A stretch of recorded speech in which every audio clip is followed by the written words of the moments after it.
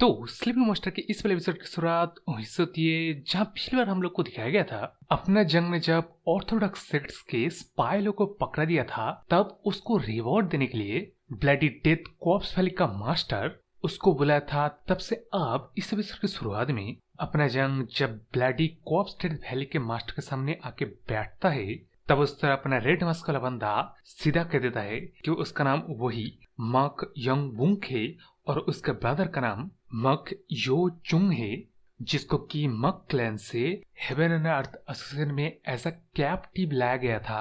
तो अगर ऐसा है तो अपना जंग क्यों ऑर्थोडॉक्स सेक्ट से आए हुए स्पाई लोगों को पकड़ा दिया है, जिसका जवाब अपने रेड मास्क वाले बंदे को एकदम ही सही से चाहिए था। इसलिए वो अपने जंग के गले में तलवार तन के कहता है कि अगर वो सही से जवाब ना दे पाए तब अपने रेड मास्क वाला बंदा सीधा अपने जंग के गर्दन को ही उड़ा देगा। जिस चीज को देख के उस तरफ अपना गोड द चैट उसे ये डर ही नहीं लगता।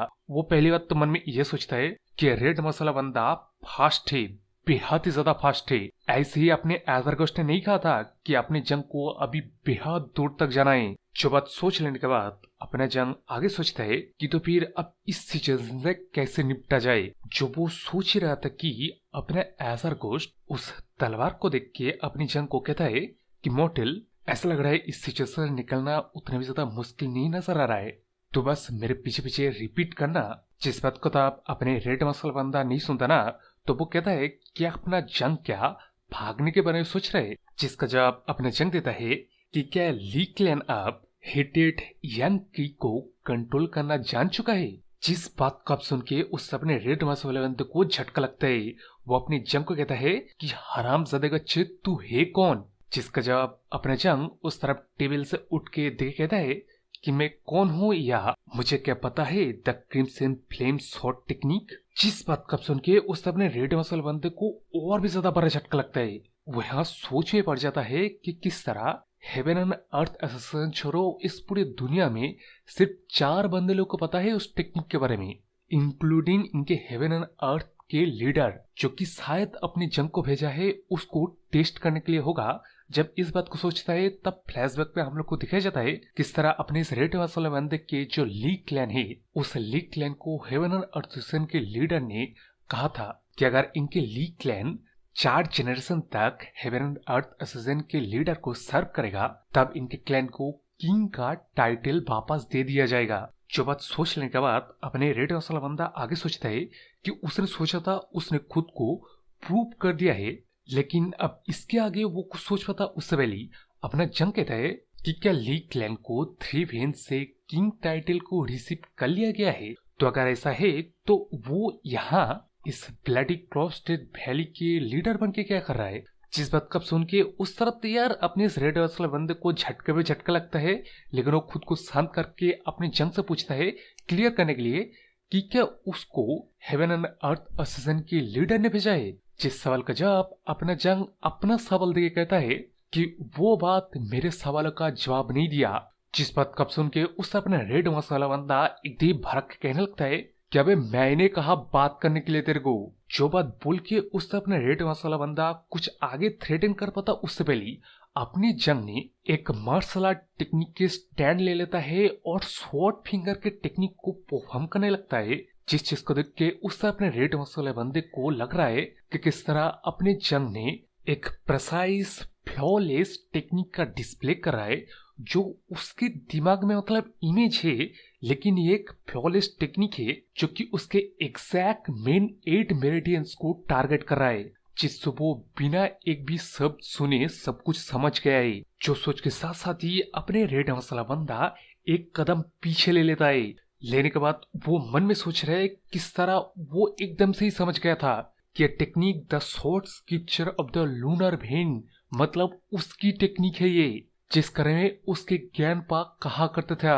जिस रिएक्शन को लेकिन अब इस तरह अपना जंग देख के कहता है कि एज आई थॉट तू एक बार से देख के रिकॉग्नाइज कर लिया है। हाँ, मैंने सोचा था तू ली वन वुन का ग्रैंडसन है तो तेरे को समझ में नहीं आएगा। जिस बात का सुन के उस तरह अपने रेड वाला बंदा मन में सोच रहा है कि उसके ग्रैंडफादर का नेम, और यहाँ वो फ्लैशबैक में चला जाता है किस तरह जैसे कि सोचा गया था अपने मतलब एजरगोस्ट का कोई पास्ट का बड़ा स्टोरी रहा होगा जो कि अभी अनफोल्ड हो रहा है इस तरह की बचपन में अपने रेड मसाला बंदा अपने एजर घोस्ट को मतलब बुरा कहती थी, उसे एज अ ट्रेडर कहती थी। लेकिन उसके जवाब में उसके ग्रैंडफादर ने कहा था कि जिस लेडी को वो एज अ ट्रेडर कह रहे हैं ना, उस लेडी को अपनी ग्रैंडफादर ने अपनी पूरी जिंदगी सर्व किया है, तो वो अच्छी तरीके से जानता है उसका माय लेडी कभी भी एक ट्रेडर नहीं हो सकता है। जिस सोच के साथ साथ ही हम लोग को फुल तरीके से देखा जाता है, जब अपना रेड मसाला बंदा सिर्फ 15 साल की उम्र का था, तब एक बार वही हेवन एंड अर्थ सीजन के मार्शल आर्ट एकेडमी से मार खा के लौट के अपने ग्रैंडपा से पूछता है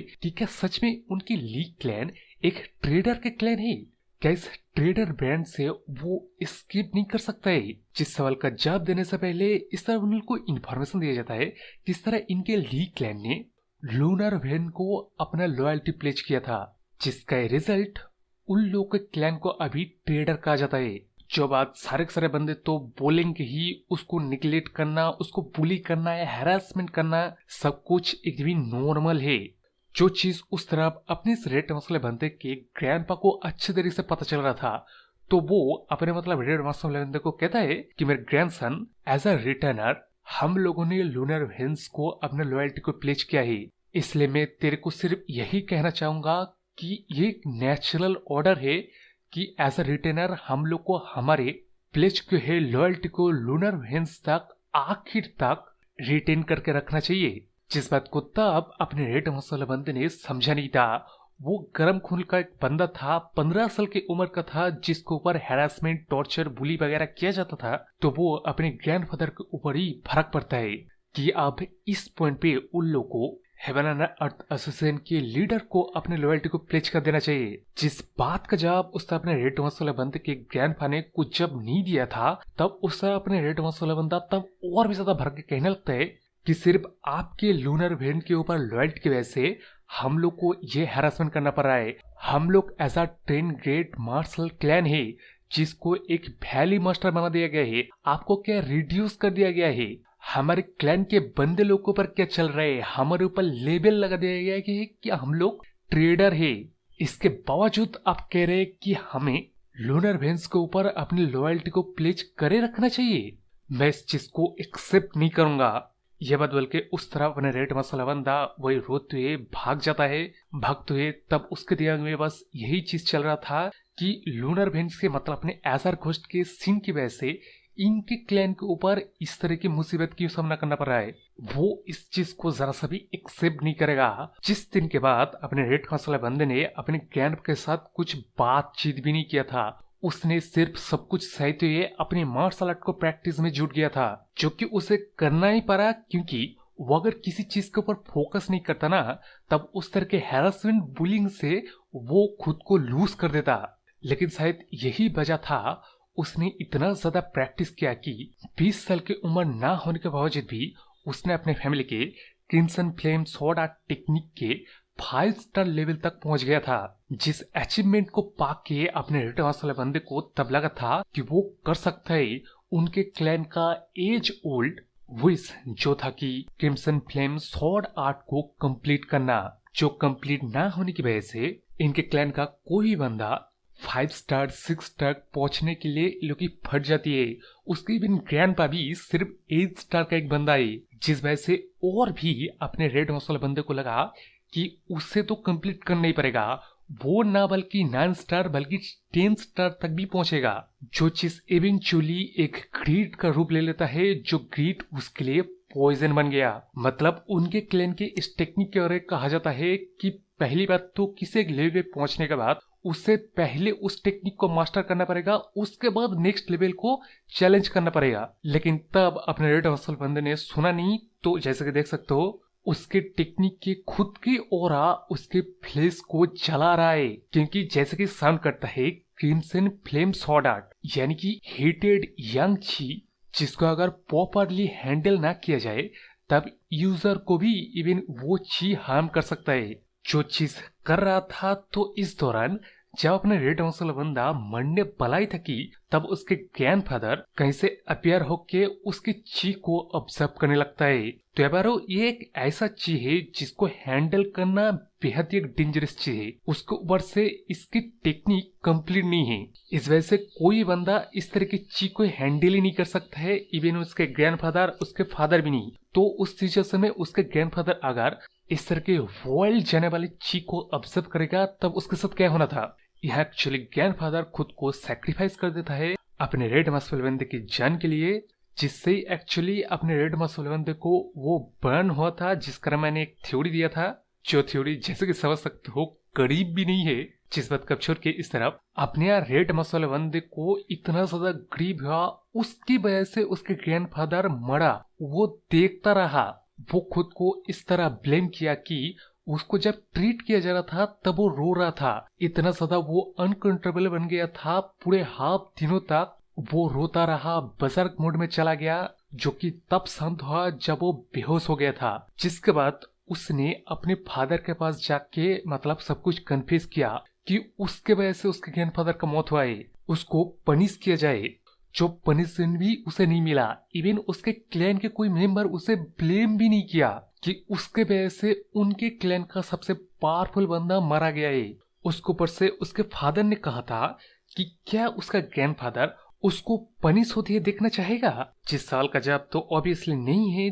तो यहाँ अपने रेड मसले बंदे के फादर ने उसके ग्रैंडफादर के दिए हुए आखिरी लेटर, जो कि एक पोएम था, उसको थमा देता है। जिस पोएम में यही था अपने एजर घोस्ट को तब जब वो जिंदा था तब मतलब कहा गया था किस तरह अपना मतलब ये ग्रैंडफादर पीछे पीछे अपने एजर घोस्ट के जब जाया करता था तब वो मोमेंट उसके ग्रैंडफादर के लिए एक ड्रीम जैसा था। जिस लेवल का लॉयल्टी डिवोशन रखता था उसके ग्रैंडफादर, और उसी डिवोशन को उसके ग्रैंडसन ने मार्क किया, जो कि और भी ज्यादा उसके लिए अनबेरेबल था। इसलिए उसने उस मोमेंट में डिसाइड किया था कि उसके ग्रैंडफादर का विल वो इनहेरिट करेगा। उसके ग्रैंडफादर ने जो ओनर को लूज किया है उस ओनर को वो रिक्लेम करेगा। जो बात सोचते हैं अपने रेड मसल बंदे ने, वो पहली बार तब मतलब उसका उम्र 19 साल का रहा होगा, उसके मास्क के पीछे वो अपने ग्रैंडफादर की लॉयल्टी को जारी रखना डिसाइड किया। उसके ग्रैंडफादर का जो लॉयल्टी, जो डिवोशन, उसको जिंदा रखने का यही उसे एक तरीका नजर आया। जिसके बाद से आप एक्चुअली तब उस मोमेंट से अभी तक अपने रेड मसल बंदे को जरा सा भी अंदाजा भी नहीं था कि उसकी लॉयल्टी क्या इवन कोई रिजल्ट भी प्रोड्यूस करेगा।